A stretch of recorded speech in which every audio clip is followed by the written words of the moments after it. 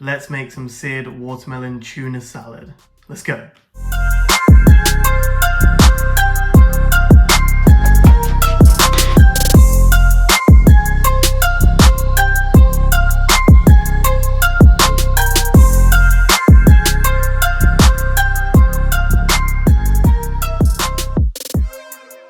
What's up guys, welcome back to the channel. I hope you guys are well. Happy New Year. I know it's already like the end of January, but Happy New Year. I'm Chef Sachin.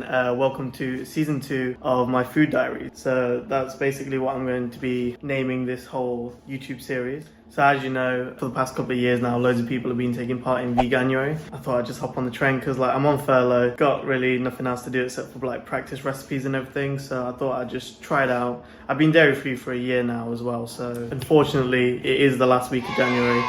So it will be coming to an end. I will be continuing to eat a lot of vegan food or vegan inspired food after. But I think after January, I will like pig out for like a week. And then I would carry on incorporating some more vegan recipes. I do have some recipes that I really did enjoy, and I have been posting a lot on my Instagram page. So if you're not following me on my Instagram, what are you doing? What are you doing? Go over there, give me a follow, and just check out some behind the scenes stuff too. Okay, so I picked up some new cookbooks over the past couple of weeks. This one is Plants Only Kitchen by Gaz Oakley. He's from AvantGardeVegan on YouTube. And today we're going to be making his seared watermelon tuna salad. I know what you guys are going to say, like, oh, watermelon tuna, it's like the same thing. I've never tried it, but I did watch Gaz Oakley's video on YouTube a couple of days ago, and he said like the texture and the flavour is very, it's unreal basically. So I'm really curious to try it, and I have watched a couple of other videos of people like roasting watermelon and making watermelon tuna. So we're going to see how that goes. Right, so let's get straight into it. First we're going to peel this watermelon and completely remove the white rind because we don't want that. And then we're going to portion it into thick steaks, like big steaks, roughly like 2.5 centimeters in width.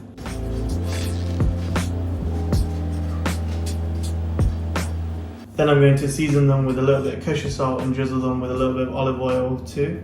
Place them on a baking tray and roast them in the oven for around an hour at 180 degrees or gas mark 4.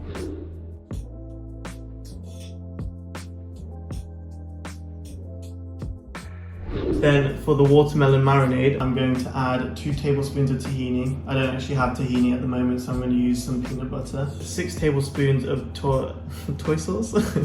Then for the marinade, I'm going to add 6 tablespoons of soy sauce, or tamari if you want it gluten-free. I'm going to add the juice and zest of 1 lime, 1 garlic clove, or minced garlic. We normally use minced garlic and ginger in our house. I'm also going to add 1 teaspoon of minced ginger too, 2 whole spring onions, and 3 tablespoons of sesame oil. And I'm going to blitz this on high until I get a smooth and silky marinade.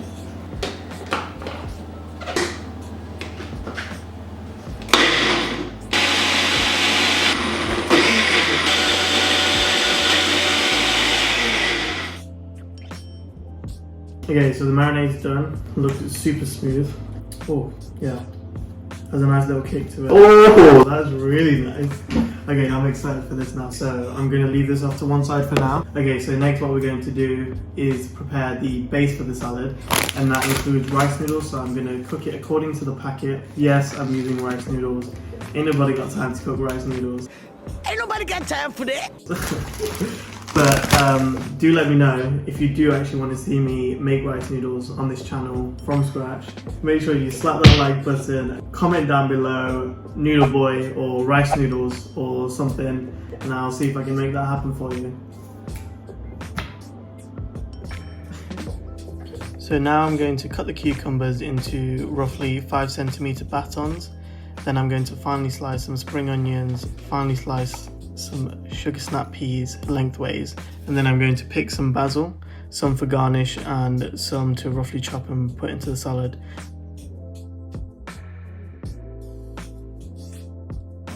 So it's tenderized quite a lot, it's lost quite a lot of moisture, but it's super super bouncy.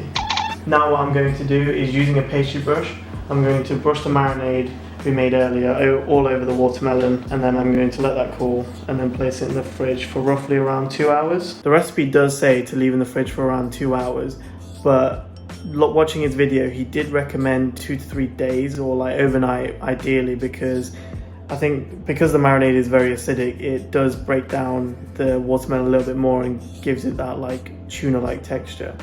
But I can't wait like overnight. This is my dinner tonight. So I'm gonna pull it out after 2 hours, we're gonna try it, and then when I try it tonight, I'm going to tell you how it tastes. As you can see, it's cooled down a lot. It's released a lot more moisture than it did when it came out of the oven, and firmed up a little bit, but it's still a very, I'm gonna have to say, it's a very fishy texture. The way it's quite soft but firm at the same time. So what I'm going to do now is I'm going to portion these up so it's easier to manage in the pan, and then I'm going to give them a hard sear, and then we can get to slicing and presenting.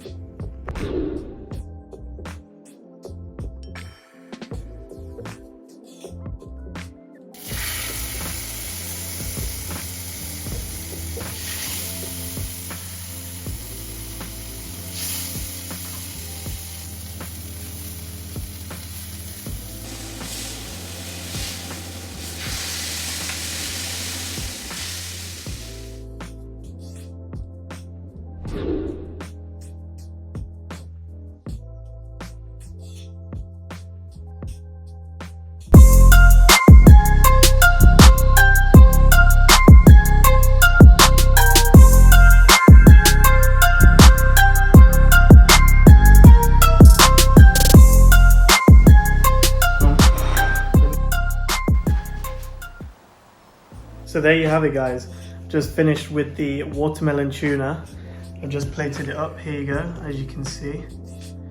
So I'm just about to take some pictures for my Instagram. It looks pretty good. It came out really well, actually. And then we can try it. So I'll get back with you shortly.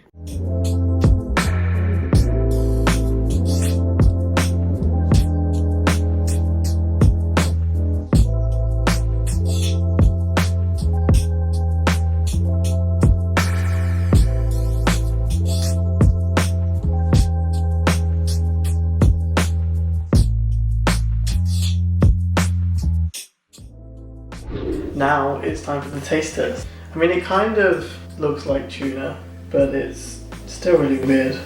The smell, I have to say, the smell that it was giving off when I was searing it was incredible. Like the marinade was really good. Okay, so you can't really taste the watermelon, which is good. That's because we baked it for an hour.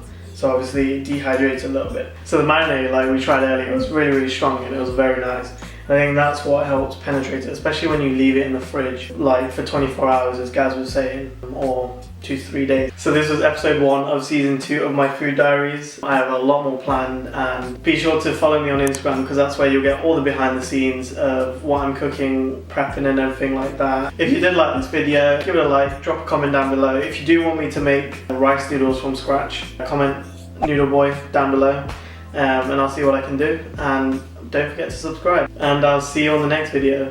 Cheers, bye.